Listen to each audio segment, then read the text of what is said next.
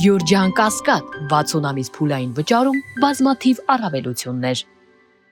Մայրաթոռի դիվանապետ Արշակ arczepiskopos Խաչատրյանը տուժող չի ճանաչվել իշխանությունների կողմից իրեն վերագրվող տեսանյութի վերաբերյալ քրեական վարույթով։ Արշակ Սրբազյանն ի սկզբանե դիրքորոշում է հայտնել, որ այն հոդվածով, որով քրեական վարույթը նախաձեռնվել է, ինքը չի կարող լինել տուժող։ Սրբազանի փաստաբան Արսեն Բաբայանը Փաստ-Ինֆոյի հետ զրույցում նկատում է, քրեական վարույթը նախաձեռնվել եւ նախաքննությունն իրականացվում է անձի անձնական կյանքի գաղտնիությունը խախտելու հոդվածով։ Մինչդեռ, եթե Արշակ Սրբազանն ասում է, որ տեսանյութի բովանդակությունն իր հետ կապ չունի, այստեղ առկա չէ անձնական կյանքի գաղտնիության խախտում։ Արշակ Սրբազանը ցուցմունքում հայտնել է, որ տուժել է այլ արարքից՝ իր եւ եկեղեցու նկատմամբ թշնամանք եւ ատելություն տարածելուց։ Այսինքն Արշակ Սրբազանի նկատմամբ եղել է ատելության տարածումը։ Նրանք հորդորել են այս ուղղությամբ քննություն իրականացնել։ Իշխանությունների կողմից Սրբազանի վերագրվող տեսագրության իսկությունը պարզելու համար փորձաքննություն քննչական կոմիտեում չի նշանակվել։